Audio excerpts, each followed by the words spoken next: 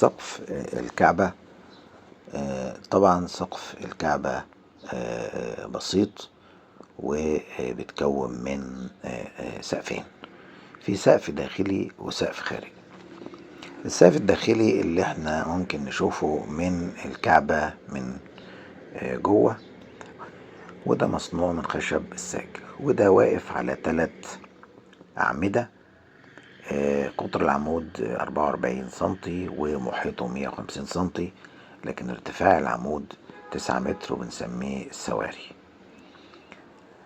من الأرض إلى السقف الداخلي. في طبعا فوق الأعمدة دي عوارض خشبية عرضية بتربط ال3 أعمدة ببعض. فوق الأعمدة دي في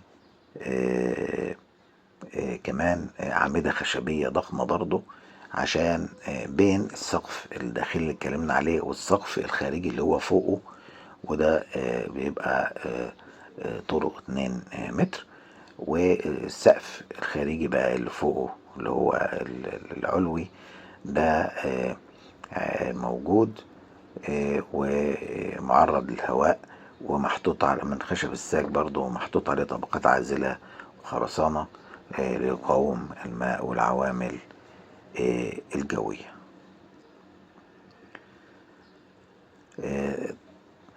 طبعا السقف الخارجي فوق ده بيبقى هو سطح الكعبة اللي هنلاقي فوق.